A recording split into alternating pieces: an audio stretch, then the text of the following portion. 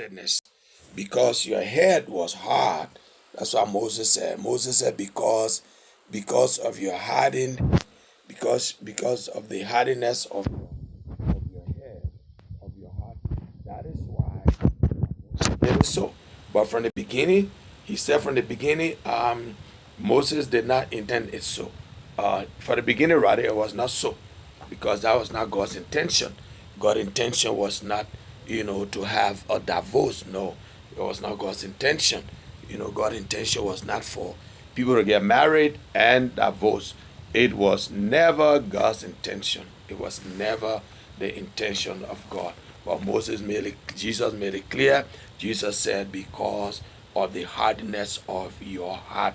That is why Moses gave, that is why Moses gave it, because of the hardness of your heart. But Jesus said, initially it was not so. Initially it was not so. It was not so. So yeah. So come on, let's have a discussion.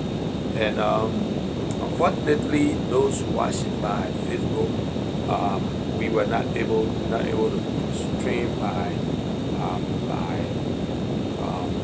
we were not able to stream by StreamYard. I think there's an issue with StreamYard, but we set it up when the later. So that means that what you can do on Facebook is that you can write your comments, and then we'll take it from there. Yeah, write your comments, put in your comments, and then we will take it from there. Yeah. But yeah, those watching on TikTok, yes, you can come on. And let's have a discussion. Yeah. Come on, let's have a discussion. So yeah, what is the effect? The impact of divorce. The effect and the impact of divorce. That is what we are looking at. And that is the discussion for today. The impact and the effect of divorce. The impact and the effect of divorce. That is what we're looking at. So yeah, come on and be a part. Come, let's chat, let's have a discussion. What do you think about it? What do you, what is your own take on the impact and or the effect of marriage, of divorce? Sorry, not marriage. The impact and the effect of divorce. Yeah. So that is it. Welcome to the show. Welcome to the show. We're talking about. So that is what we are discussing. So those watching by Facebook, there is no way to participate live unless you want to call in. And if you want to call in, then you probably will just have to use my messenger and call, which of course might just interfere with the show, but you can use my messenger and call into the show. Uh, yeah. Now, that divorce, right? Divorce is never a single event. Divorce is never a single event. No, it is not. Divorce is not a single event. It is not a single event. Um, it is not a single event. It was never to be a single event. And obviously, it is not a single event. Divorce. It is not a single event. Um, it is not a single event. And so um, it is a ripple that spreads into every area of life. Divorce. It is not a single event. It is a ripple. It is a ripple that spreads into every area of life. That is emotionally, spiritually, relationally, financially, and even generational. Even generational. Divorce. Its effects. It affects its effects vary depending on the circumstance or the circumstances. So listen. Davos is not Davos is not a single event. Mm-mm. It's not a single event. It don't only have to do with those who are just involved. No, it's not a single event. It is a ripple. It is a ripple that spreads into every area of life. So in other words, Davos affects every area. It impacts every area of life. They impact every area of life. They impact emotionally. It impact spiritually. It impact relationally. It impact financially, and even generational. Even generational. Even generational. Davos. Even generational. Davos impact. Even generational. So yes, it is. It is. It is. It is. It is not just an event. It is not. It is not just an event. And its effect, the effect of Davos, the effect or the impact of Davos. Okay, it varies. It varies, and it depends on the circumstances, maturity, and support system of each person involved. The maturity and the support system of each person involved. So let's look at some analysis of the impact of Davos. Look at some analysis of the impact of Davos. Now, you have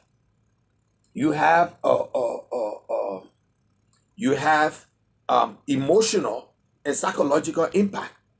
Let's look at the emotional and psychological impact of Davos. The emotional and psychological impact of Davos. Pain, grief, and loss. Pain, grief, and loss. That's what we're looking at the emotional and psychological impact of Davos. You got pain, grief, and loss. Pain, grief, and loss. Now, Davos often described as a death without burial. Davos is often described as death without burial. Because you know what? It produces intense emotional grief. It produces feelings of rejection. It produces depression and anxiety. It produces loss of identity and sense of self. So the psychological and emotional impact of Davos. The first is pain, grief, and loss. Pain, grief, and loss. That's the first one. The first is pain, grief, and loss. Pain, grief, and loss. That's the first. And Davos, often people describe Davos as a death without burial. As a death without burial. That's how they describe Davos. They say Davos is death. But out of death, there's no burial. Because it produces intense emotional grief. It produces intense emotional grief. It produces feelings of rejection. It produces depression. It produces depression, anxiety, loss of identity, and a sense or sense of loss of self. It also has a psychological trauma. It also has psychological trauma. Even when Davos is peaceful, even when the Davos is peaceful, it still can lower self-esteem. It still can lower self-esteem. Whether it's peaceful or not, it can still lower self-esteem. Whether the divorce is peaceful or not, it can trigger fear of future relationships. It can trigger fear of future relationship, whether it is peaceful or not. Whether it is peaceful or not, it creates trust issues. Whether it's peaceful or not, it causes emotional instability. It causes emotional instability. Yeah, it causes emotional instability. Yeah, just give me just a few seconds. Few seconds, I'll be where you are now. Just give me few seconds.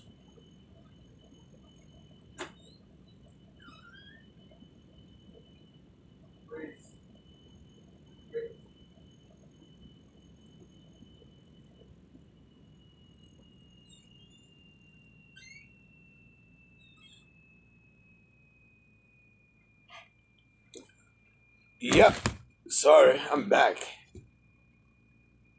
Yeah. So whether the divorce is peaceful or not, it still has an impact.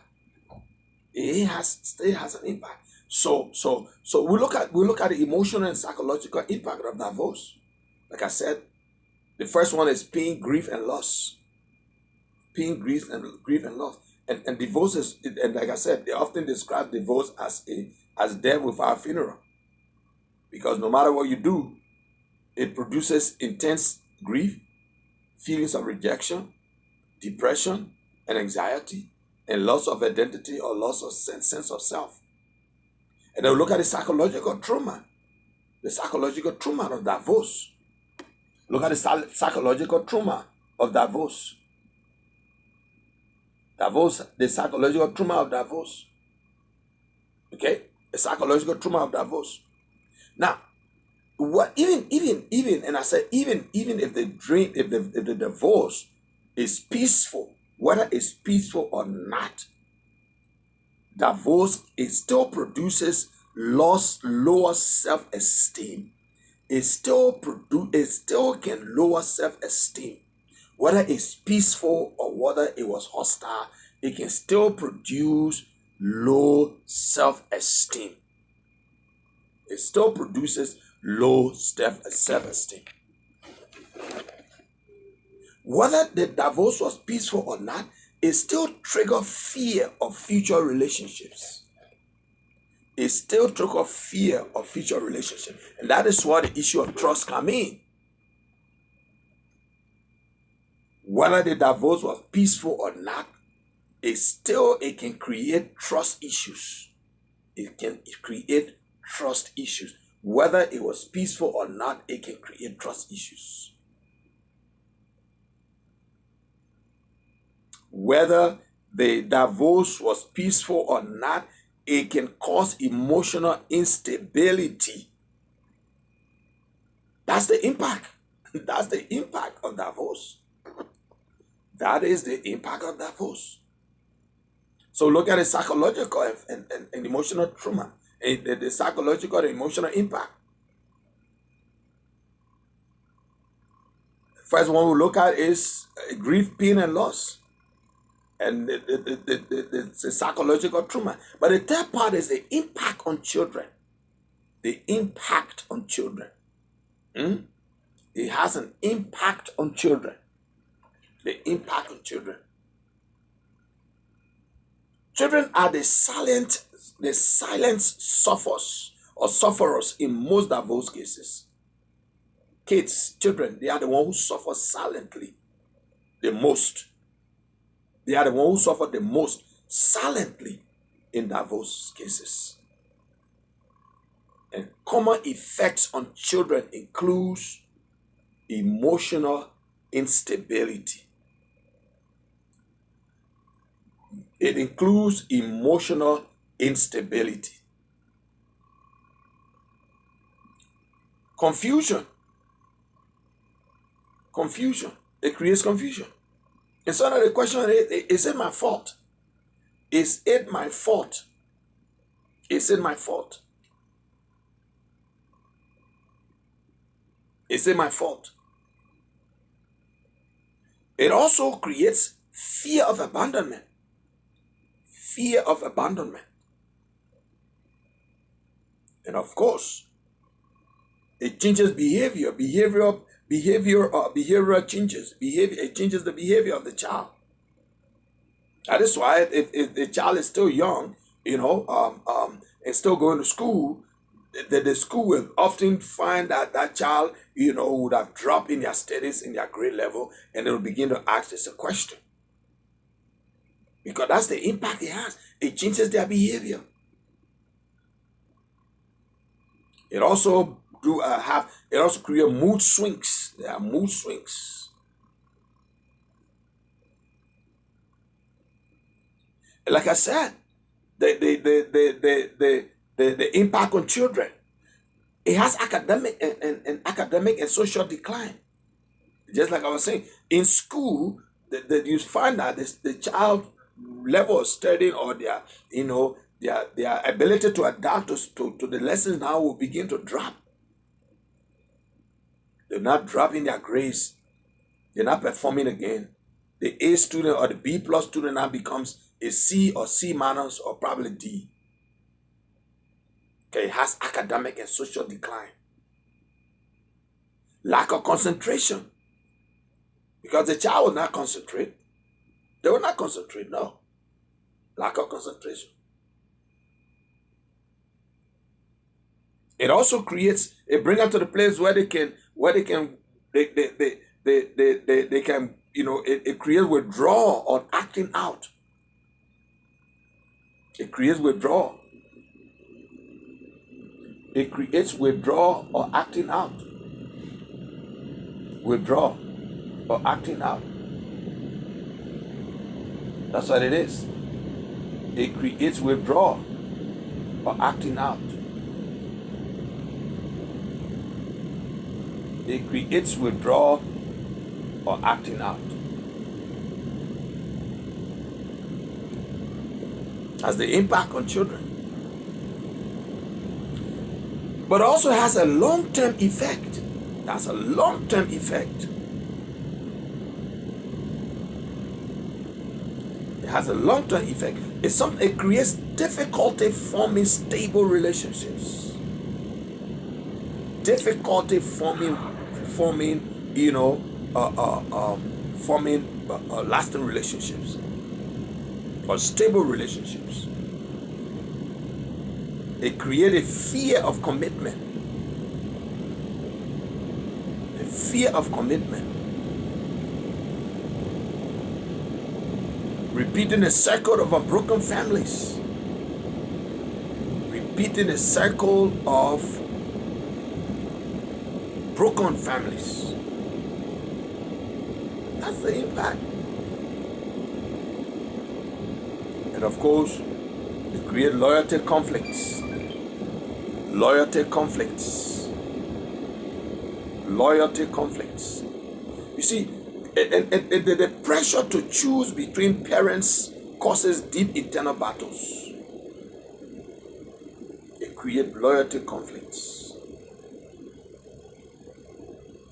So that's the psychological impact, the emotional psychological impact of divorce. So let's look at the spiritual impact. Let's look at the spiritual impact. The spiritual impact is a broken covenant. A broken covenant. That's the spiritual impact. The spiritual impact is a broken covenant. It's a broken covenant. That's the spiritual impact. Broken covenant. Yeah. That is the spiritual impact. A broken covenant. Now, marriage is a covenant before God. And divorce breaks a covenent and often leaves number one, guilt. It often leaves shame. It often leaves spiritual discouragement. It often leaves feeling unworthy, feeling unworthiness, feeling unworthiness. Yeah, feeling unworthiness. That's what Davos does. That's the spiritual impact. The spiritual impact of Davos.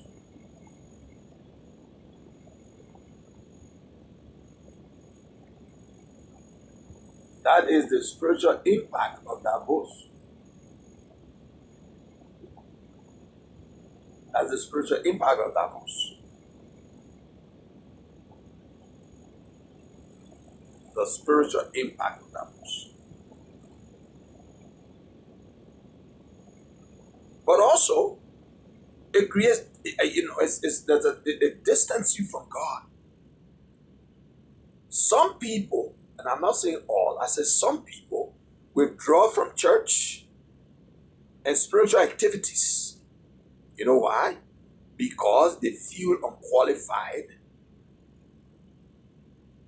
They lost confidence in prayer or ministry. I'm not saying all, some will do.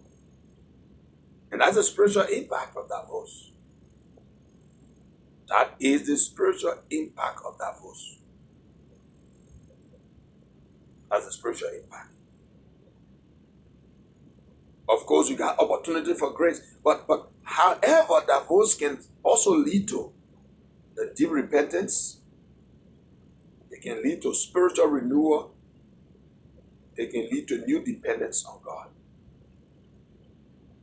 It can lead to new dependence on God. So look at the emotional and psychological impact. We'll look at the spiritual impact. But let's look at the relational impact of Davos. Let's look at the relational impact of Davos. The first relational impact of Davos is the breakdown of family structure. The breakdown of family structure. The breakdown of family structure. Yeah. The breakdown of family structure. The breakdown of family structure is a relational impact. Relational impact. The breakdown of family structure. See, that's what we're talking about Davos. Davos is number one. It's not God. It is not something that God will have. That God allows or permits. No, it's not something that God allows or God permits. But like Jesus said, because of the hardiness of the heart, that is why. It's not something God allows or God permits. So you see, it has emotional and psychological impact, but also has the spiritual impact, and also has a relational impact. Has a relational impact. It also has a relational impact. And that's what we're looking at now, the relational impact. Like I said, the breakdown of family structure. The breakdown of family structure. That's a relational impact. Breakdown of family structure.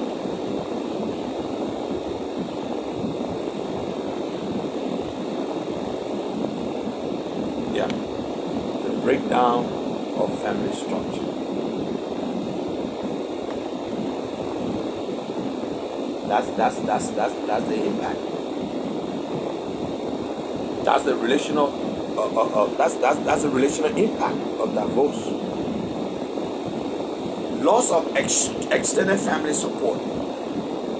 We talk about breakdown we talk about relational impact. We talk about the breakdown of family structure. So when we talk about the breakdown of family structure, you talk about the loss of extended family support.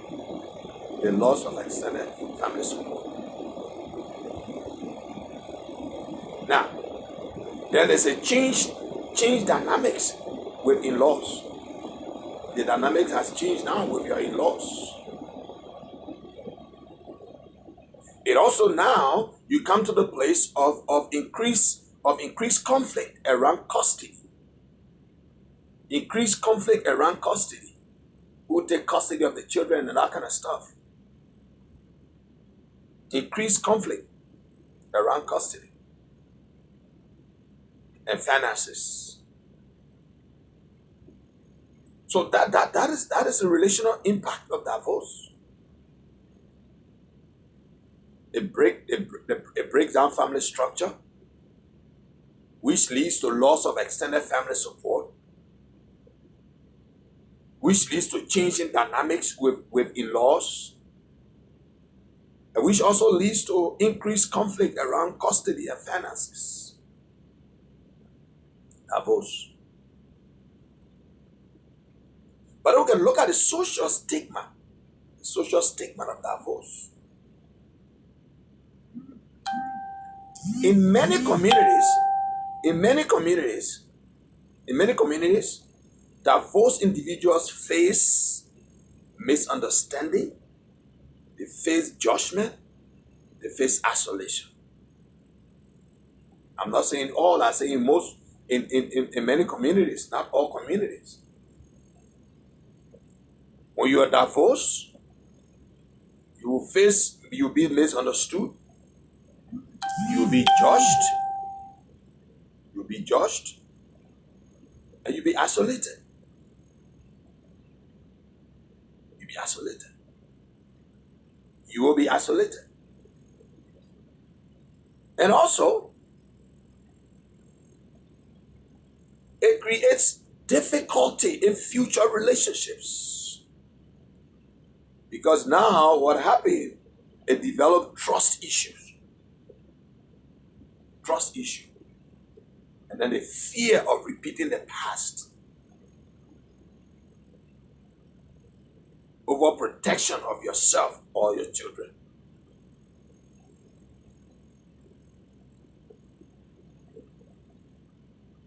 Of course, divorce also has a financial impact. It has a financial impact. Divorce brings significant financial pressure. Divorce. It brings significant financial pressure. Two households must now be supported instead of one. Two households must not be supported instead of one. And that along comes with legal fees. Legal fees for the divorce. That come with legal fees. Legal fees for the divorce. Of course, you got to pay legal fees for the divorce. Children support or maintenance arrangements. Loss of shared income. Increase in stress due to economic instability.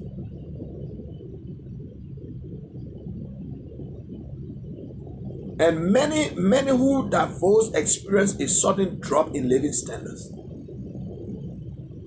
Many people who divorce, they experience a sudden drop in their living standard.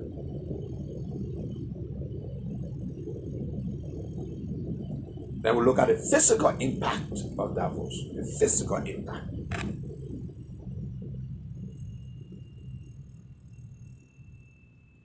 The stress, divorce has its own stress. And the stress of divorce can lead to insomnia. The stress of Davos can lead to insomnia. It can lead to loss of appetite. It can lead to high blood pressure. It can weaken immune system.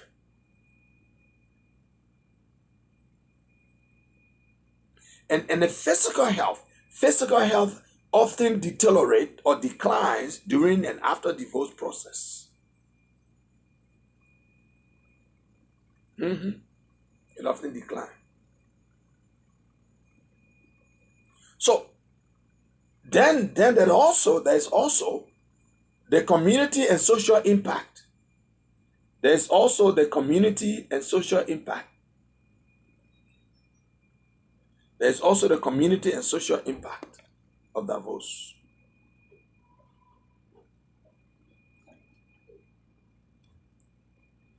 Davos affects the stability of society. It affects the stability of society.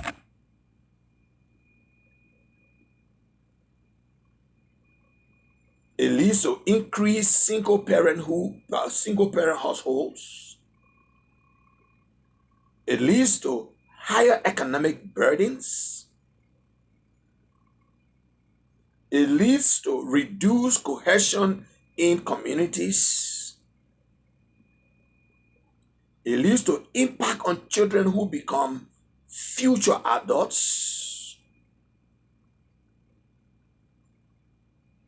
Where Davos rate rises, society often sees increase, number one, in crime, increase in substance abuse, and relationship breakdowns.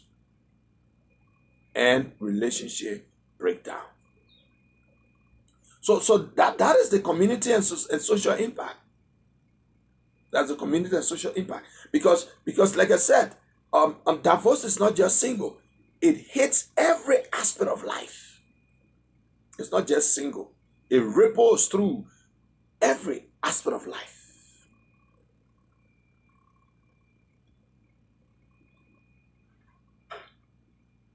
So look at the spiritual hope and redemption.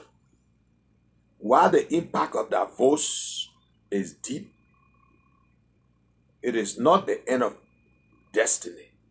God restores broken lives. God can still restore broken lives.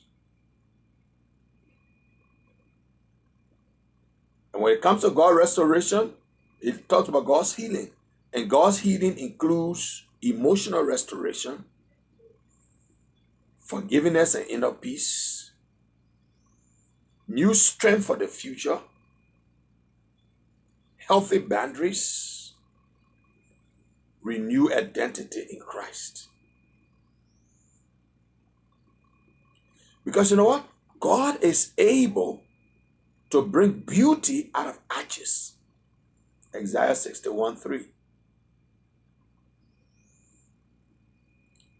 So divorce has a wide-ranging effects emotionally, spiritually, relationally, financially, generationally.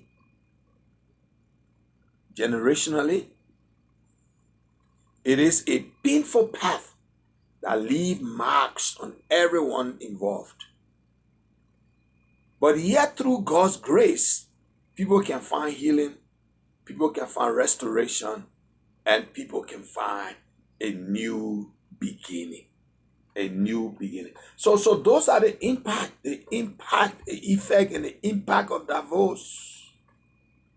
The impact of divorce. So if you got any question, yeah, come on, let's discuss your question. If you're watching by Facebook and you want to participate, like I said, it's unfortunately sorry today that we could not go live on StreamYard.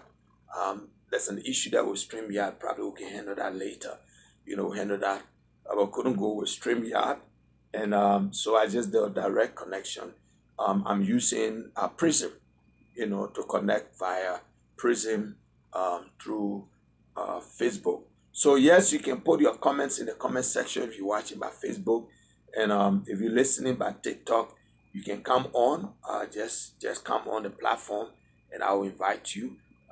Yeah, so that we can have a chat. I saw Brother Patrick here. Brother Patrick, if you're still here, you can come on, so that we can have a chat. Yeah, on the impact, the effect, and the impact of marriage or divorce. The effect and the impact of divorce. And like I said, I've just given you, an overview of what the impact of divorce is. I just gave you an interview of the impact of divorce. Look at the emotion, the impact, the impact, the effects of divorce. You know, and like I said, divorce is not a single event. It is not a single event. It ripples. It is a ripples that spreads into every facet of life, emotionally, spiritually, relational, financial, and even generational. So yes, it ripples through every sector of life, every sector of life. Divorce. So um, don't ever think of divorce, because it has a lot attached. It has so many things attached to it. That's why I say it's not a single event. It is not a single event. Divorce is not a single event. It has a whole lot attached. It is not a single event. It has a whole lot attached to it. Attached to it. So yeah, come on, let's have a discussion. The floor is open. You can come and say your piece. Say your piece, and yeah, say your piece, and then yeah, divorce, the impact of divorce. And it has. I mean, it is the impact is so enormous. The impact is so much. The impact is so enormous. The impact is so much, and I don't know why people, But again, sometimes it's as a result of issues that you don't know.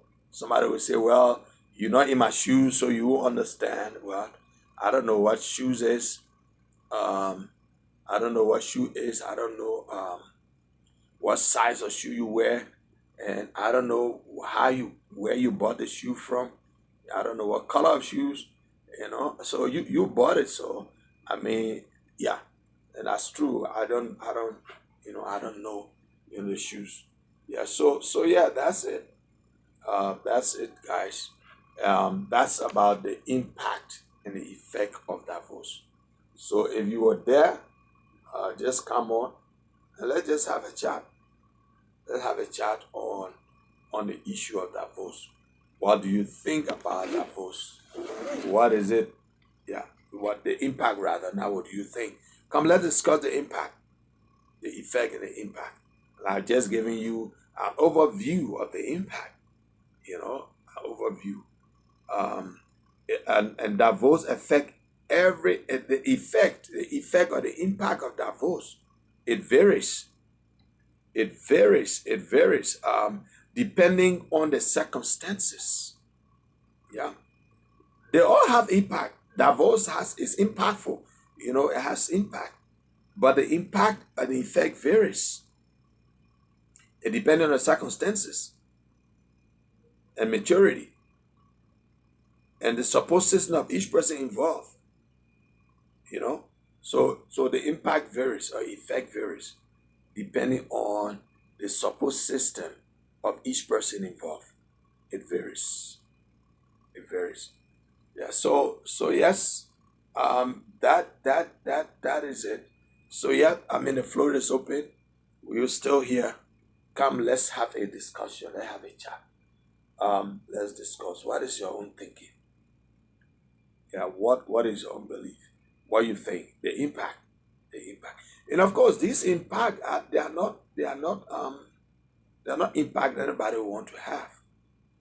You know, those are negative impact of divorce. Divorce has a negative impact. I mean, someone might argue that yes, divorce, there are, but no, divorce doesn't have any positive impact. No. Uh, I'm not saying the reason why you divorce. We're not addressing the reason, but we're addressing the effect and the impact it has. The aftermath. So it's not about your reason for divorce might be good or genuine according to how you want to coin it, but that's not what we're discussing. We're discussing about what it leaves behind, what it leaves behind. That's what we're discussing. The impact and the effect. That's what we're discussing. What it leaves behind. So I'm not so much concerned about the reason. I mean, somebody might argue that got a genuine reason. No, that's not what I'm discussing. We're discussing about the impact. You know, now you got a good reason, to divorce, and now you divorce, and the impact. That's the impact we're discussing. We're discussing the impact. We're discussing the impact.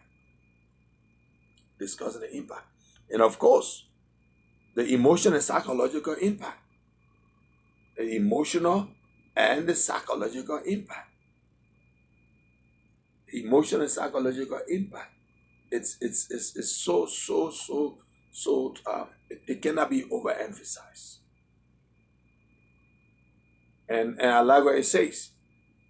Divorce is one of the things that they often describe as death without funeral or without burial.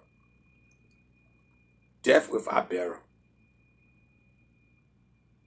That's how people often describe death, describe divorce. It is death without burial. So if you've divorced, that means that you're dead but no burial. You die but no burial. And you think about divorcing, it means that you think about dying and you have no funeral, you have no burial. Because that's how often divorce is described.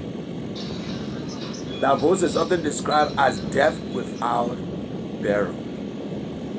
As death without burial. That's how it is often described.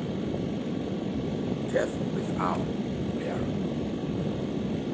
And that's why I often believe that, if anybody ever want to divorce, I believe divorce should be the last option. It should be the last option. And I know for some folks they make it the first option. They make it the first option. But in reality, divorce should be the last of all options. I mean, you check, and you check, and check. Then you say, well, nothing else can be done. So divorce should be the last option. Because the impact are not favorable on either two, on either the both on either parties. The impact is not favorable. Like for instance, you talk about the emotional and psychological impact. It's not favorable. It produces intense grief, intense emotional grief. It produces intense emotional grief. I don't care what you do, you cannot deny that the time that you guys were together, I don't care what you do, you cannot deny that you're gonna miss. You miss some things. You will grieve over something. I don't care how maybe the other partner was not good according to you. I don't care how bad they were, but there are good moments, there are good times that you're still gonna miss. Yeah. It's not everything that is bad about everybody. So there's some good times. So it leaves intense emotional grief. That's the psychological and emotional impact of that divorce. And not many people can handle grief. No, not many people can handle grief.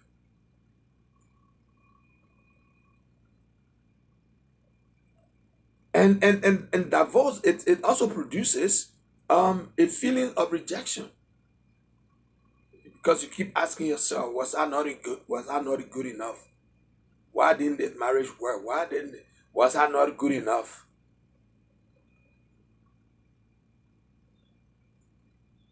It produces feelings of rejection.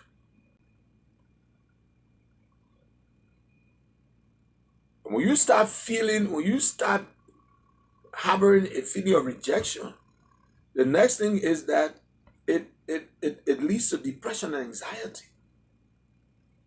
You begin depressed. You get depressed. I know folks who have divorced and they never come back to themselves. They never come back to themselves. Some of them, you listen to them, they will talk you out. They will talk you out. They will talk you out.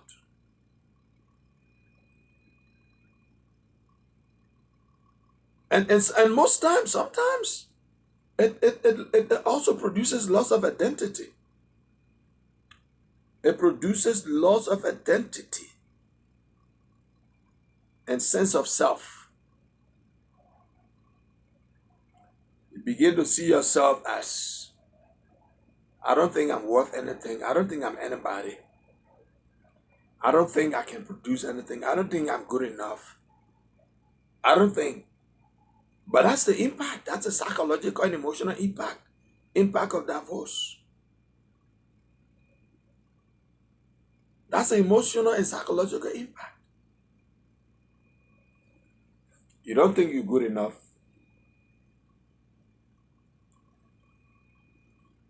Yeah. Oh, I don't think I'm good enough. But it also leaves psychological trauma. It makes you psychologically traumatized. Divorce will traumatize anybody psychologically. Because even when a divorce, even let's say the divorce ended in peace. Even when the divorce ends in peace, there's still it can still lower self-esteem. Even when it ends in peace, it can still lower self-esteem. Even when the divorce ends in peace, it can still lower self-esteem. Yeah. It can lower self-esteem. Even when it ends in peace, it can still lower self-esteem. Yeah. And that is why do all you can. Like I said, divorce should be the last option. It should always be not the last. Because listen, I mean, who wants to go through psychological trauma as a result of divorce? Lower self-esteem, fear of future relationships, and having trust issues, having emotional stability because of divorce. That is why it's important. It is important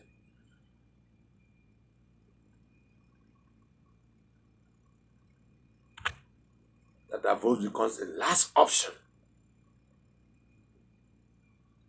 Let it be the last option, not the first. Because you sure don't want to go through these trauma, this psychological trauma because of divorce.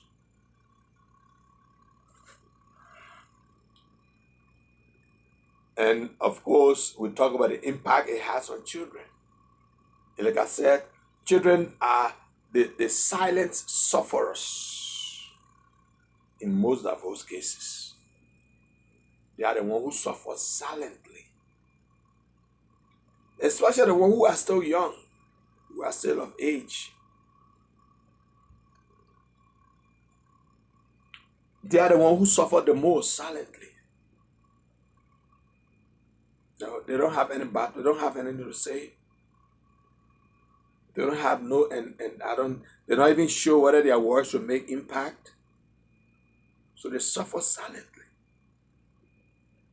They suffer silently. They suffer silently.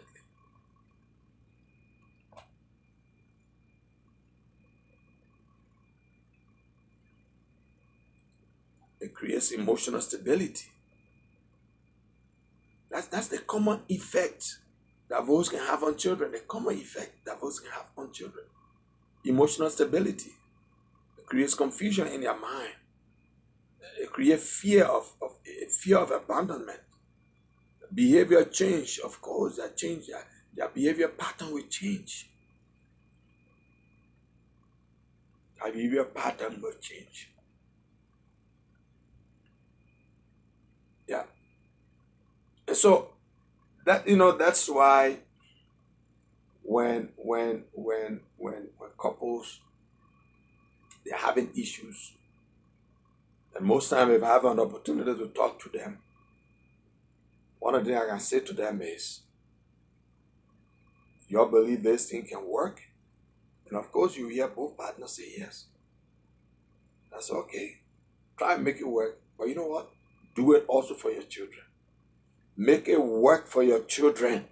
Because the children are the silent sufferers. They are the one who suffer in silence. They are the one who suffer in silence. So I often tell couples, if you think it can work, good, do it. But you know also what? Do it for your children. Let it work for your children. Make it work for the children. So that they don't have to suffer in silence. So that they don't have to suffer in silence. Make it work for the children. Make it work. Because you don't want to see your child suffering emotional and emotional instability because you had to make the marriage work. No, you don't have to put the children through that. You got to make it work. And get me.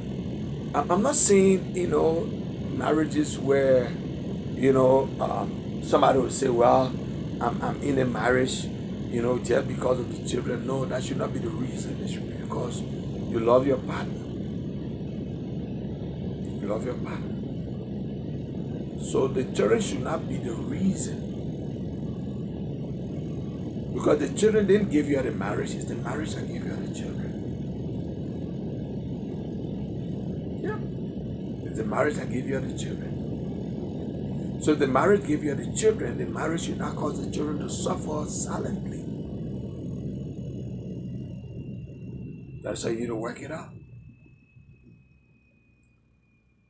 And I know more marriages leads to, one of the reasons that leads to divorce in most marriages is the inability to communicate effectively. The ability to communicate effectively. That's one of the reasons. People are misunderstood. People don't understand that their voice has a tone, and the tone of your voice determines the atmosphere of your marriage. So it's communication. People don't know how to communicate. Those are some of the things that leads to divorce. But no matter what the case is, divorce should be the last option of any couple. Of any couple.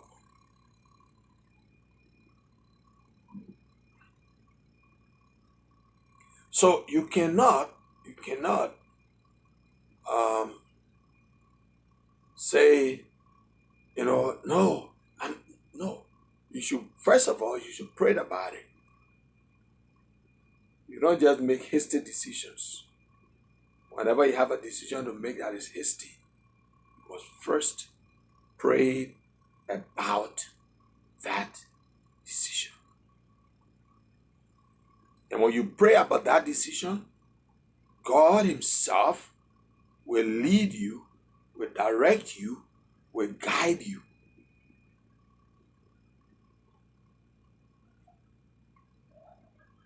God Himself will lead you, will direct you, will give you wisdom. Will give you wisdom. That is why you must often pray about it. Always pray about the decision before you can make it. You know, somebody say, oh, but the thing is crystal clear. No, you need to pray. Because the wisdom you need, you don't have that wisdom. The Bible says, any man lack wisdom, let him ask God. So the wisdom you probably need, you don't even have the wisdom. So you need to pray and ask God for the wisdom. Ask God for the wisdom. Ask God for the wisdom, because the wisdom you need, you don't have it. It's only God who can give you wisdom. So that's a discussion for here today. So I'm still waiting for your questions. I'm still waiting for your comments. Waiting for your questions and waiting for your comments.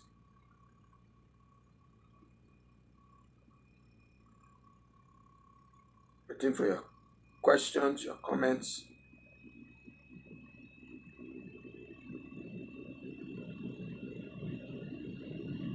Waiting for your questions and your comments. It's important because Davos is on a larger scale than it's on a larger scale than people Davosing for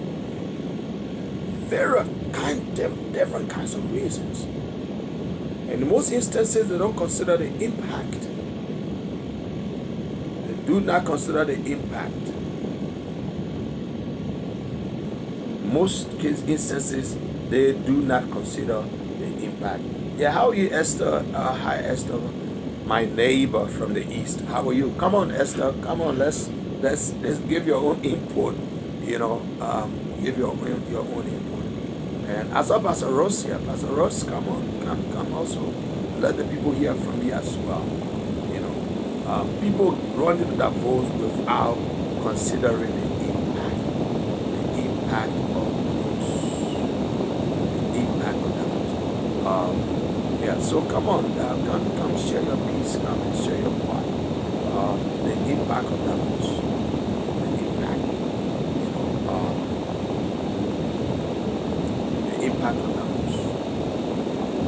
Like we have, and I've given you, a run through of the impact.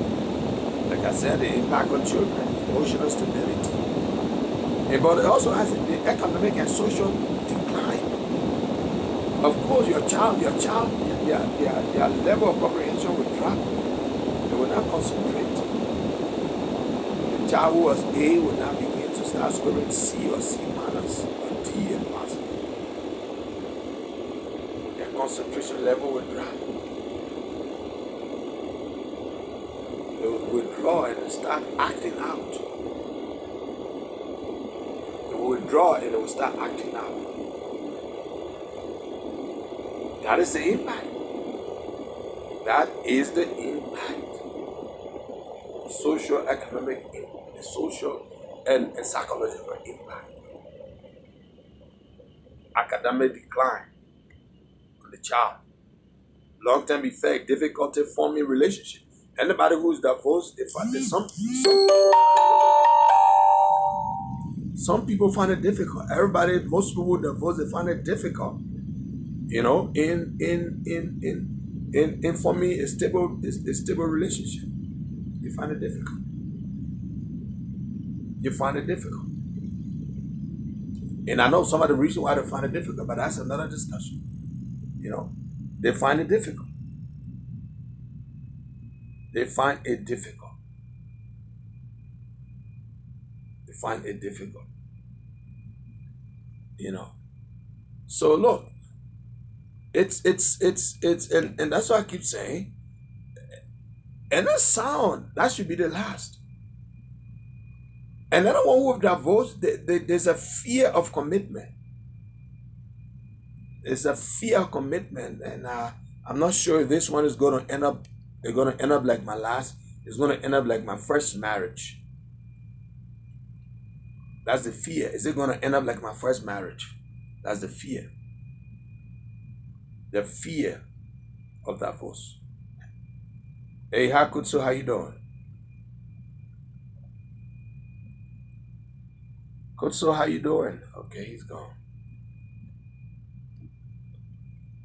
You know, the fear of commitment. They're afraid. I'm not going to commit because I committed in my previous marriage, and that's where I left.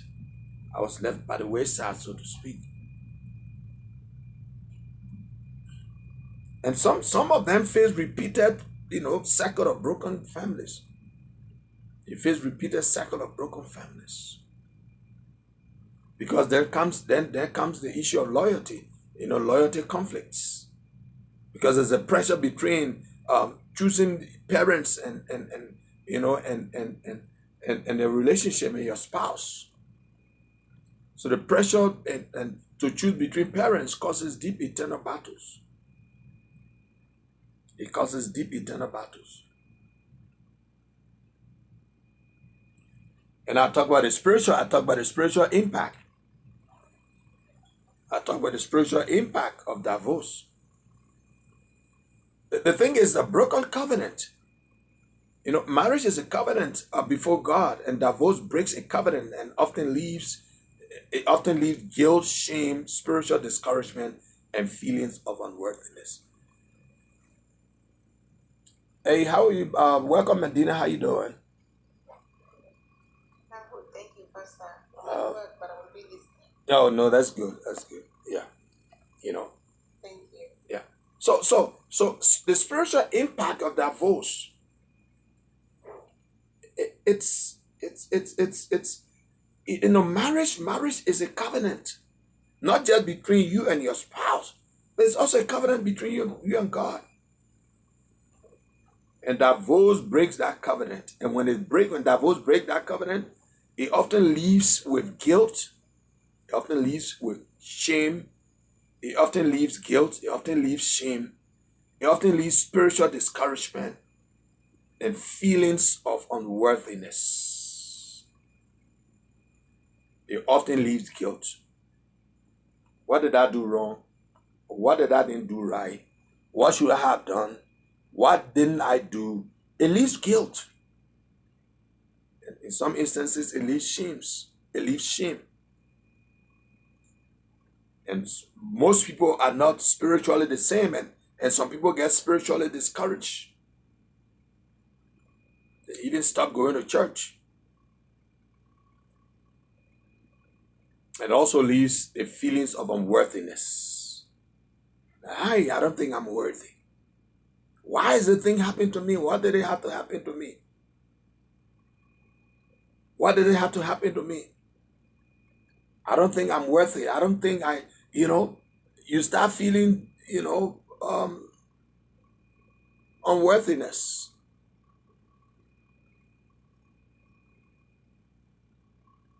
But also distance you from God. Some people withdraw from church and spiritual activities. Some people will withdraw from church and they withdraw from spiritual activities because they feel judged. Because they feel judged. Because they feel unqualified. They lost confidence in prayer or ministry. They lost confidence in prayer and in ministry. Yeah. They lost confidence in prayer or in ministry.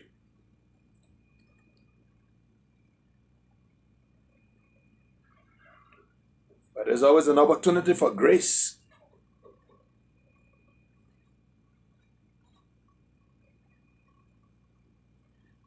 Because the reality is, divorce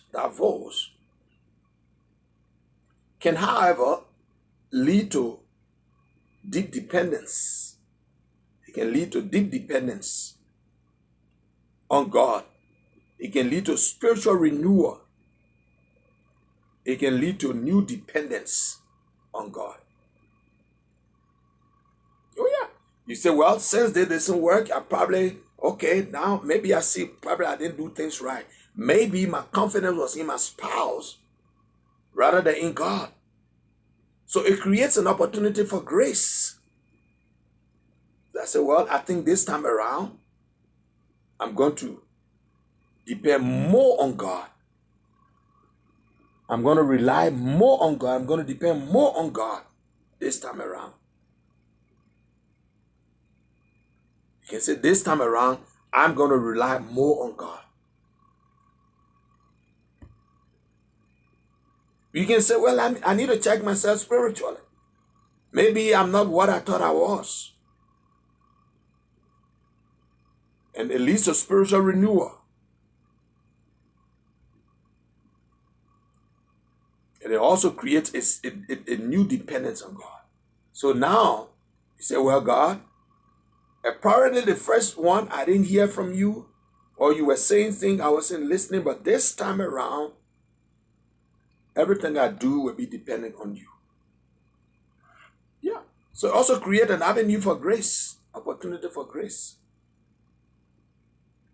Or creates an opportunity for grace. Yeah. It creates an opportunity for grace.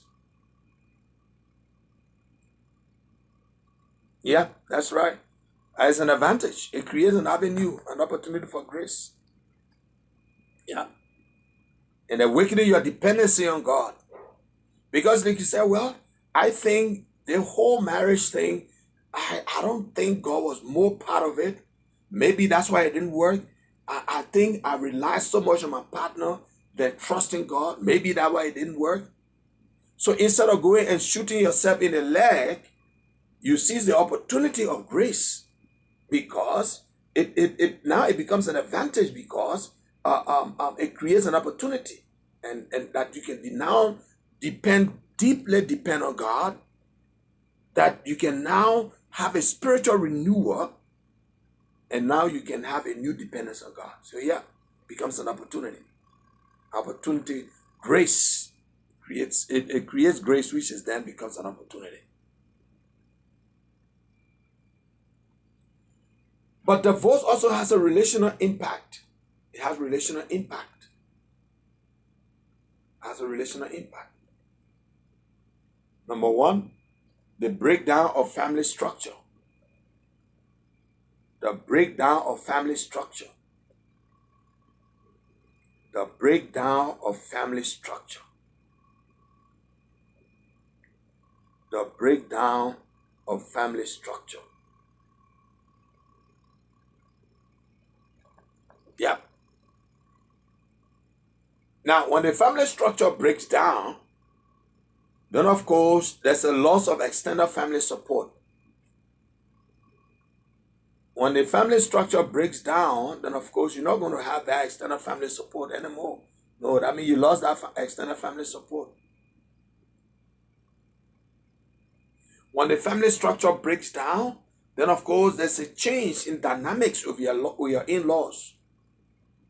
There's a change in dynamics with your in-laws. Once the structure is broken, there's a change.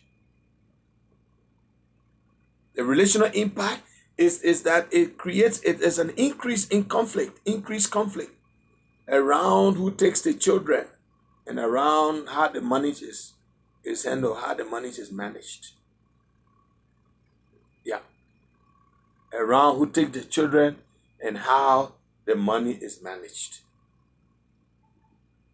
Custody of the children and finances now becomes an issue. Custody of the children, finances now becomes an issue. And that's a relational impact. breaks down the family structure. It breaks down the family structure. Yeah, it breaks down the family structure. Hey, how are you, John? Good morning. I'm fine, sir. Okay. Where are you joining us from? Please, I'm joining from Takrade, Ghana. Oh, wow, that's good. How is Takra Day? Everyone is fine here. I hope, I believe. Okay, and I don't need to ask about the sun. Is the sun hot today? Very well.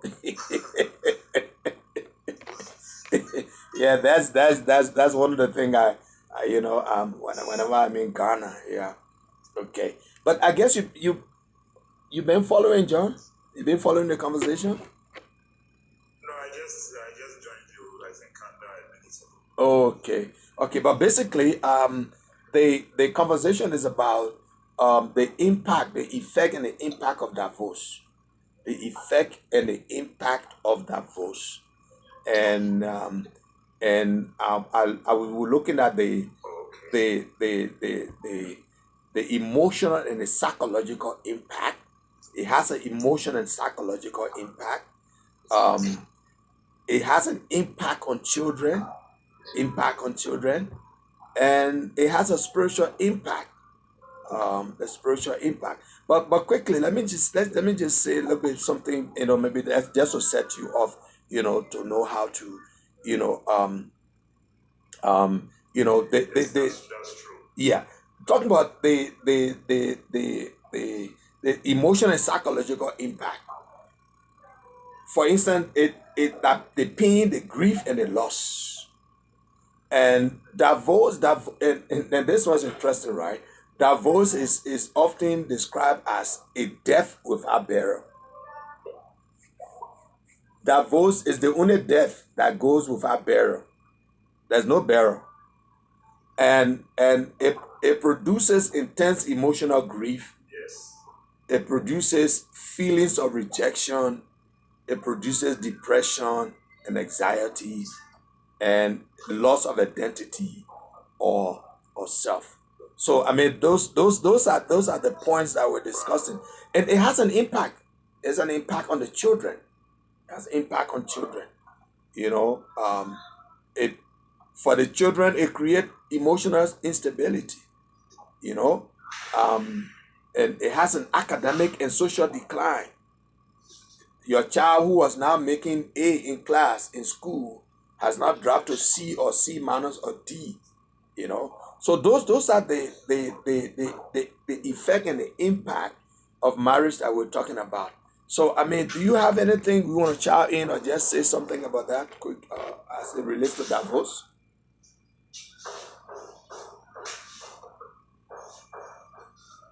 Yes, that's true.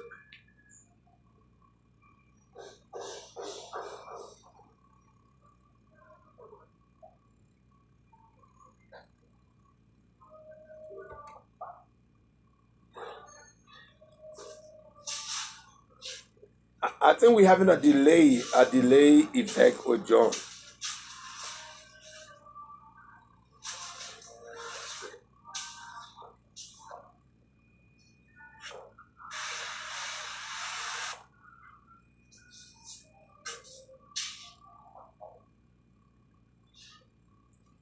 Okay, I think we're having some delay or some internet issue. I don't know from my end or from John's end.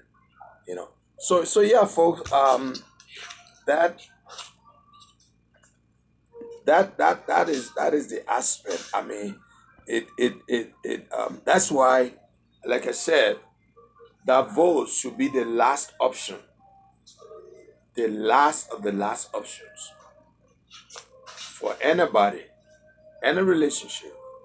Divorce should be the last option.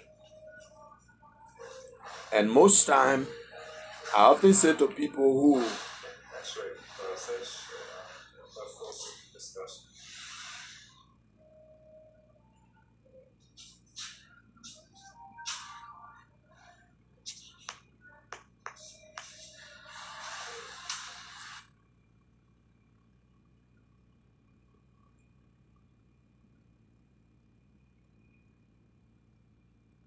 Okay. I think John is up, but John, you can just mute. Probably you can come back at some point because you got some noise in your background, so you can just mute. Okay. Yeah. So I would that's the last option. The last option of any relationship should be divorce. Should be the last option because there are so many options involved. There are so many factors involved, and if you are not selfish, because I know one time I was talking to a couple. I was talking to a couple one time, and I told the both of them, I said, you know what? They said no. I said the both of you have been selfish. You're so selfish. Because I mean, if you want to win argument, then that's not a teamwork. You know, it's when people misunderstand that in relationship, in marriage, you are a team. You're not opponents on opposing side, and so your intention is not to win argument. Your intention is to win the relationship. you know so in that instance, you there are some things you can let go, not everything that you know um not everything. So and sometimes the way you talk, like I said, every tune, every word has a tune, and that tone determines the atmosphere of your relationship. That tone determines the atmosphere of your relationship. And most of the things leads to divorce issues because some people enter into a marriage with this. They enter into marriage with what you call the entitlement syndrome. That if you entitled, you should do this for me. You should do this for me. I deserve this, and that kind of stuff. And those are the things that leads to divorce. But again, like I said, divorce should be the last option. The very last option, the very last option. It should never be the first thing. It should be the last option. Because there are several factors you got to take into consideration. You got to take into consideration the emotional and the psychological impact, the pain, the grief, and the loss, the psychological trauma, the lower self-esteem, the trigger of fear of future relationship, and the issue of trust, and emotional stability. You could take all that stuff, you know. And I see there are some people. I've seen folks who have not recovered since the divorce. They have not recovered. They have not recovered. They have become, psychologically. They have become, emotionally unstable. They have become, unstable. Have become unstable. You know, they have become unstable, and those are the effect and the impact. It's not that you or because you think that when I leave I can get another. No, that's not the case. That is not the case. That is not the case.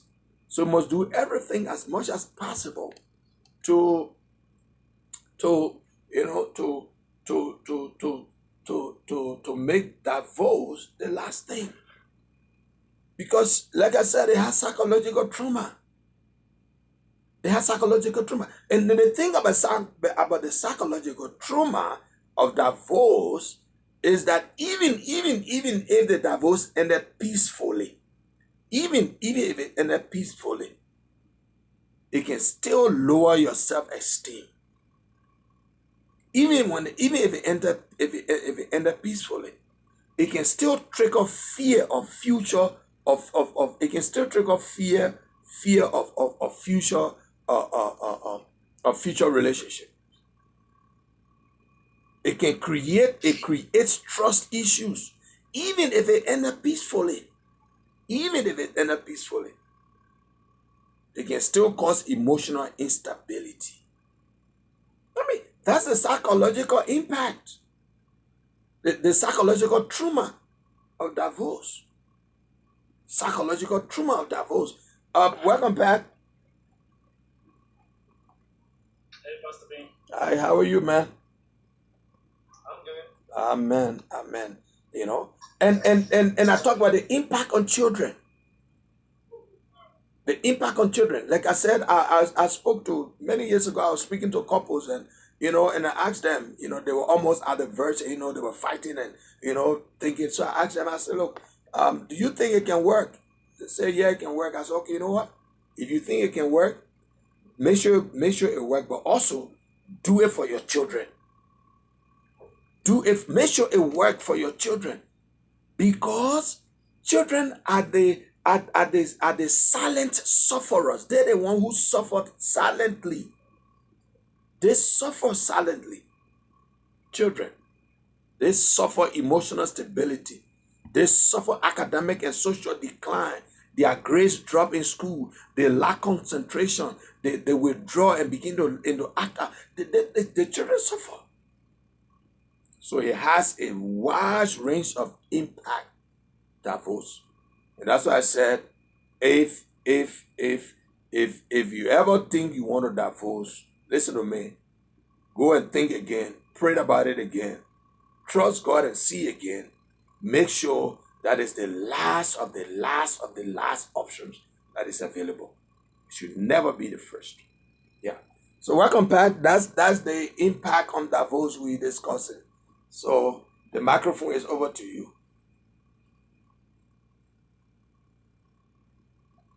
I just came in now first to be. But I think you'll talk about the effects, right? The effects that it has on The impact, yeah, the impact, which is the same though. yeah.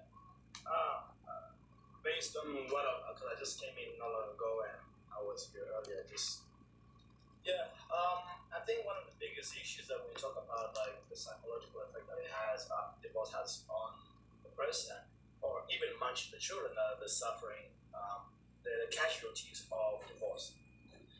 Divorce, obviously we both can, from a marriage counseling point of view, understand that divorce itself, according to God's plan, was never the cause. As we spoke about yesterday, she was never a part of God's plan from the very beginning. Right. And knowing what Moses wrote, and why it was basically given, it was because the heart of man. Correct. But in saying so, we also spoke about yesterday that there are 4 areas in which the effect of divorce has an effect on in the marriage or at the end of the marriage.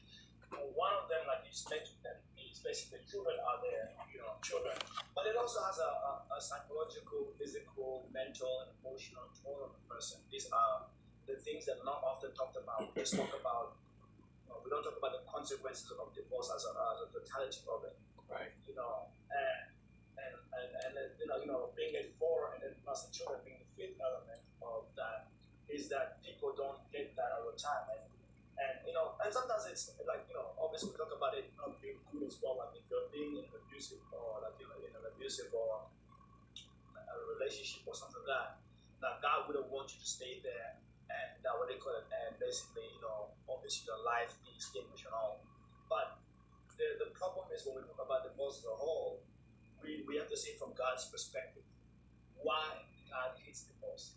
It's not just simply that it breaks the foundation of the family and makes the family dysfunctional, Right. but it has an eternal consequences on the very second commandment or the second blessings in which God has said to mankind in Genesis chapter 1 verses 28, when God blessed them and said, "Be fruitful," which is the covenant of the marriage, and it says, "Multiply." The multiplications of the children, and this is why God hates divorce, because children are they're suffering. They suffer. Why? Because their dependency is on their parents. Correct? The children dependency is on the parents. So as casualties, they suffer the most. So this is why God hates divorce, and the impact of it that it has today, in today's generation, and today's time, is way harsher, or it's way more than it was back then. I mean, I'm not saying that the concept of divorce wasn't back in Africa or anything, that we had that there, but you still have the parents that are still living in the same house, not marrying off another person or something like that. They don't do that. They don't do that. They just basically deal with the issues and they get over it. Here today, it's more or less like how you feel. Like if you don't want to be in a marriage, just walk away. You don't really you care so much about yourself, then you care about the children. Mm-hmm. Think of the children as as the ones who are suffering the consequences. And remember yesterday how I said that there was a podcast that was done. 7 women, 6 of the women all said they will sacrifice their marriage for their own happiness. So that means that they're putting aside their children, for the sake of their own happiness. Mm. We talked about how in a marriage is about a sacrificial. Marriage is all about sacrificial, which simply means you will have to look at the bigger picture of the marriage.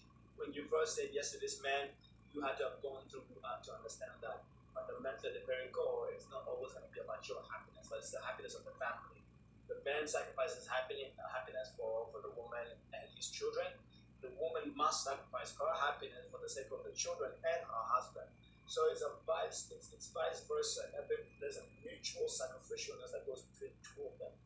But today, not so much. It's all about oneself. Yeah, that's right. That's right. And that's why most time, like I said, one time I was talking to a family, and I told them, I said, look, I think the both of you are just being selfish. I told them, I said, I think the both of you've just been selfish. That's what it is, And they understood what I meant. I said, you guys just been selfish, because if you're not selfish, you will consider the good of other, not yourself. But all of you thinking now is thinking about yourself. What you feel. Everything is about me. So what is about the other person? And yes, that's pure selfishness. Pure selfishness. And then we talk about the spiritual impact.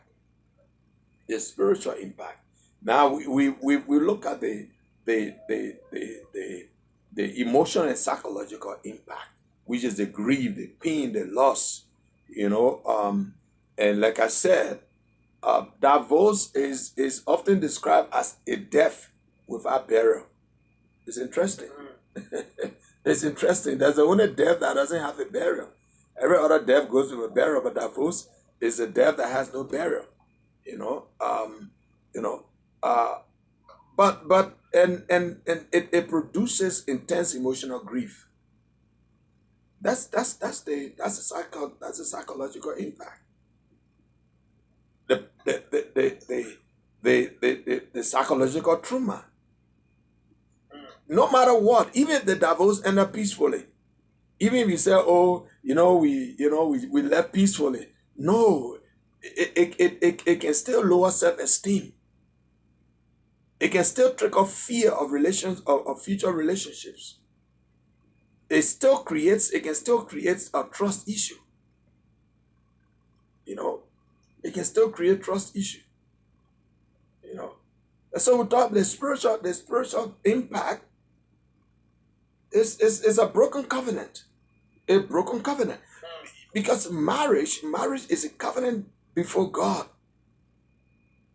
Before God. And divorce breaks a covenant and often leaves guilt, it often leaves shame, spiritual discouragement, and feeling of worthiness. Yeah. That's the spiritual impact. But it also creates distance from God. And unfortunately, everybody are not the same. And so there are some people who will withdraw from church and from spiritual activities. There are some who, when they go through divorce, they withdraw from church and they withdraw from spiritual activities because they feel judged. They feel judged. They feel unqualified. And they just lose confidence in prayer or ministry. Yeah. That's true. They just lose confidence in prayer or ministry. And that is why I agree, like you were saying, on Tuesday, before yesterday, that the church should speak more on marriage than just saying, oh, sisters, marry, got brothers and sisters in the church, look around, you'll find your partner. No, we shouldn't just leave it open like that. We shouldn't just leave it open like that. In fact, some of those who experience the distance from God, who were shy away, from ministry, from church and ministry work, Probably the one who we encourage, just find, look in the church, there are people in the church, don't find anybody outside, and, but they were never taught, and they were never, mentored in the relationship that we wanted to get in. And so as a result, when it doesn't work, that's just how they feel. Yeah, that's just how they feel. They feel, well, I'm not going to that church anymore. I'm not participating in ministry work anymore. Why? Because they feel judged. They feel judged. Not that they are judged, but that's how they feel. They feel judged. And they feel unqualified. Hence, they lost the sense, they lost confidence in prayer and ministry. Oh, wow. I thought let's see. Am I coming through?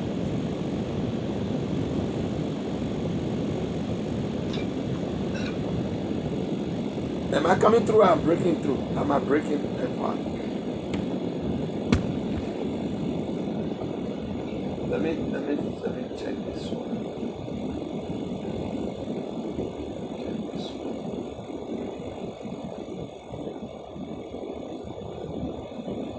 Okay. Am I better now, Pat? Am I coming through?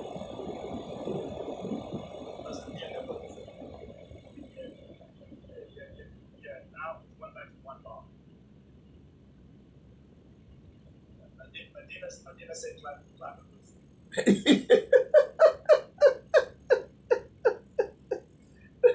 No, I think the weather, because I'm alternating between two different connections, and it seems that both of them giving the same complaint. Okay. Yeah, I'm alternating between two. Going back to what you said. Yeah. Now I was just saying, going back to what you were saying in regards to our discussion on Tuesday, when we talked about it, I think it's both necessarily important to talk about this topic as a whole in the church. Mm-hmm. Be both the positive and the negative. So we talk about I'm saying, have a session where you talk about marriage, and then have a session where you talk about the implications of of getting married and knowing about divorce. And I think it's both necessary to talk about these two things, not just talk about one aspect of it without the other. So like if you're gonna teach about marriage in the church and prepare the children, the youth or the people who are single in the church, you must also teach them about the consequences of divorce in the church. So Right. that way there's a full knowledge and knowledge of it. So it's like teaching teaching grace without teaching sin. Right. Do you know what I mean by like yeah, so like you talk about grace, but you also talk about why grace is sufficient in the midst of our sins. Why, and then we talk about sin in itself, like we talk about the dangers of sin and why grace covers sin in a sense. Like not to say like it gives you the license to sin, No. not saying that in any form, in any way. Right. But it's just you're giving them like the contrasting of one or the other. If you don't talk about blessing, you must also talk about obedience. Like you must also talk about how blessings and obedience are tied together, while disobedience strips away our blessings. So we have to talk about these things. So in the church that we see a lot of the pastors talking about, we should find some brother in the church and get married. I will find some sister in the church and talk about this. Okay, fine, great. Well, that's wonderful. You want the people to marry in the church. Fantastic. Are you going to have a seminar where you're going to spend maybe like 3 months for those who desire to courtship, or for those who desire to engage into marriage and everything? Are you going to talk about marriage? Are you going to have a program where you talk about marriage? You're going to have a program where you're going to talk about divorce and the consequences of divorce, and all of these things. So you need to be able to have these things in order to prepare these people, these young youths, or these brothers and sisters in the faith about the importance of the covenant of marriage. Because it's one thing for us to say, go to marital counseling. Marital counseling is what? When you're already partially after the courtshiping. But what would be beneficial? What would be more beneficial before the marriage premarital counseling would be having a marriage seminars, marriage classes in the church. Right. So I think it's much prevalent for most people for churches to do that now than it is for them to wait until like later on and be like, oh yeah, we want to be able to have marriage seminars to those who are already going through the engagement stages where they're having premarital counseling. No, have marriage classes prior to that. Yeah. Have that. If it means like what, there's four quarters in the year, why don't you just break them down? Why don't you just break them down and simply say, okay, look, for 3 months, for the first 3 months of the first part of the year, the first 3 months, we're gonna focus every 3 months. We're gonna have on the last month, we're gonna have 1 month of marriage counseling or marriage sessions. Right. And do this every 3 months of every year. It will motivate not only people just to understand what marriage is, to also to understand the covenant of marriage. To understand it, so that it's like, I think you said something the other day. You said something along the line of it's better knowing where you're going than for you to go there and then try to find out what it is. Yeah. It makes sense. It's better that you know where you're going and know what you're getting yourself into than for you to only learn about these things in the marriage. So I just believe that that's the most important thing. Yeah. Because the effect that these things are having in this society is quite poor. Yeah, and it almost like bad. It almost like you're telling the people, all you guys go and drive, but you're not teaching them how to drive. You're not telling them the consequences of driving, not driving correctly. Just say, go get a car and drive. No, you need to show them how to drive it. You need to show them the rules and the laws that govern driving. You got to let them know that speeding is not driving. Not because you speed so you're a good driver. No, the level of speed that you use is, or how well you press the accelerator. That's not what makes you a good driver. So you got to teach these people, and that's true. And I think a lot of and that is why I think people who get discouraged and say, well, you know what, I'm not going back to church, I'm not going to church again, is because they feel judged. It's not that people are judging them, but that's how they feel. That's how they feel. That's just how they feel. They feel judged because they were told to go and drive, but they were not adequately prepared to drive. They were not prepared to drive. They were not told the pros and cons about driving. When you drive, at some point, you will do this, but when you do this, that's not the end of it. You got to move on. You got to let people know. And don't be afraid to tell people that you have accident when you're driving. But when you have accident, pray to God when nothing bad happens to you. That is not the end of it. But you should make sure that you do not breach, the traffic rule. Your accident should not be as a result of you breaching the traffic rule. So people you got to teach people how to observe the traffic rule and stuff like that. Not just tell them, oh, go and drive. So for instance, if they are driving, I don't know where you guys are driving in Australia. Are you driving on the left or on the right? Right. Okay, so you're driving on the right, like here. You're driving on the right here, and you in Australia, I would tell you go and drive. Then you jump in a car, you start driving on the left, like in Liberia. People say something is wrong with you. Of course the police will have to pull you over. So you must teach people, show them these things. And I believe, like I said the other day, people enter into marriages unadvisedly. They don't really understand, the concept of marriage. Yeah, some of them may have a little brief understanding. Marriage is of God. I must get I must marry to somebody of a life faith. The person is a Christian. I must be a Christian. The person must also be a Christian. That is good of that, but that's not all to it. That's not all to it. That's not all to it. You don't pray for the bad things, but it's also good that you know about the bad things of it. You're not praying for the bad thing, but it's also good that that you know about the bad things. You tell the person, look, your tire is going to punch up. You're not praying for the tire to punch up, But when the tire do puncture up, you tell the person that's not the end of it. That's not the end. That is not the end of your of your driving. Just get down, get your wheel ring, get a new tire. Get the jack and change the tire, and move on. You know, but that's it. So we need to teach people. What's the thing? Do you guys drive on the right? Like, is the steering wheel on the left or on the right? Every car, the wheels are always on the same place, but the wheel doesn't normally change. The No, the steering wheel. Is it on the right hand side or is it on the left hand side? Where in Liberia? No, yeah, in where you are, because No, South Africa drive it the same way. You drive on the right hand side. Well, no, no, I was confused about the steering wheel. Oh. I thought like that.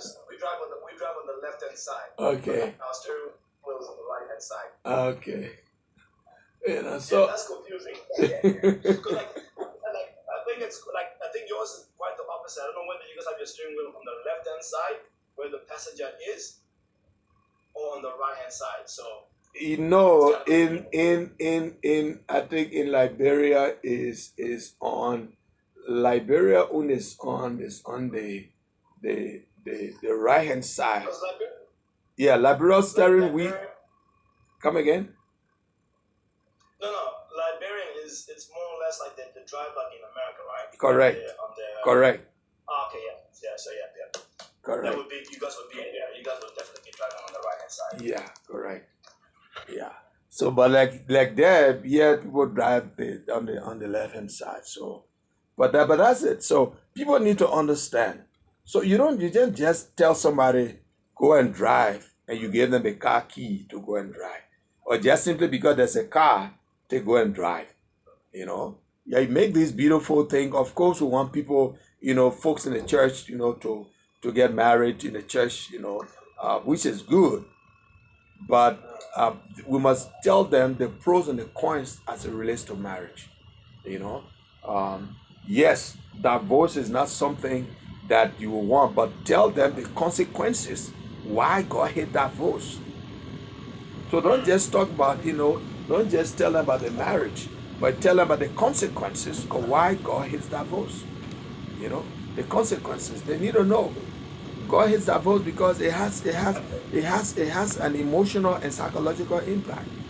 And it has an emotional and psychological. The reason why people are afraid to talk about divorce in the church is because it gives a negative connotation, give a negative view of it. Though it is a negative, though there is a negative thought to it, you're not preaching divorce, you're not preaching it.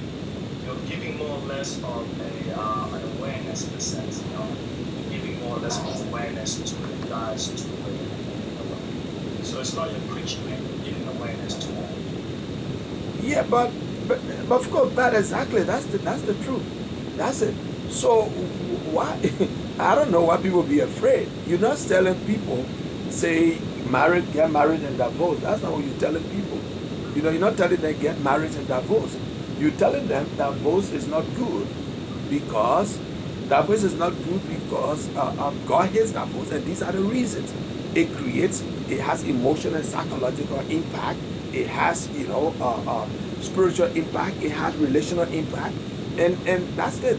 So in other words, by telling them, you try to let them know that it should never ever be a thing that you ever think of to do, because these are the reasons, these are the effect, these are the impact that you will experience because of that. These are the impact that you experience because of that. So I don't think teaching about it, not telling people go and divorce. No, I don't think that's what it is. But you're just trying to prepare them to say, look, the last thing you ever think of should be divorce because these are the reasons. These are the reasons. And like I said, whether the divorce ended good or not, whether it ended good or whether it ended peacefully or not, no, it can still leave you with guilt. It still leave you with low self-esteem. So those are the impact. Those are the impact. And it has a relational impact. Like I said, the breakdown of family structure. And loss of extended, of course, when the family structure break down, of course, it means that you lose the extended family support. It changed the dynamics between you and your in-laws. It change the dynamics. You know, it changes the dynamics. And besides the social stigma and the difficulty in future relationship, it also has a financial impact. It also has a financial impact. And divorce brings significant financial pressure. It brings significant financial pressure. So when you're telling people about the consequences of divorce, you're not telling them you giving a reason why they should not divorce. Yeah, you're giving a reason. So I think in as much as the church, deals on on marriage and and encouraging people, or got people in the church look around and marry, like you said, we should have this consistent marriage discussions and topics, but also don't leave behind divorce. Tell them why divorce is not good. You're not giving them reasons to divorce. You're giving them reason not to divorce, because the consequences, the impact of divorce that you try to give to them. You got to consider the legal fees involved. Now you must now be supporting two houses instead of one. You got to consider the legal fees. You got to consider child support and maintenance arrangements and all those stuff. So when you speak in that context as it relates to divorce, I don't think anybody should be afraid to say that in that context. But on the contrary, you are discouraging people. The reason why you should not divorce, because these are the things it will cost you. Yeah, those are the things that will cost you, and the physical impact. The stress of divorce can lead to insomnia. It can lead to loss of appetite. There are some people who divorce. Since they divorce, they have not gained themselves. They've never looked well. And since the divorce, those who have divorced, they've lost weight. They lost weight, and some have gained, some have lost weight. It also leads to high blood pressure. It leads to high blood pressure. Divorce. Have you seen somebody who divorced and they talk more than they used to talk before? You get them one chance to explain something, they will explain that one thing for hours. That's the impact. And it weakens your immune system. That's the reason why divorce is not good. And that's why people got to speak about divorce in that line. Because hey, do you want to lose yourself? That's why, I say most time we will say, marriage, you should not enter into it unadvisedly.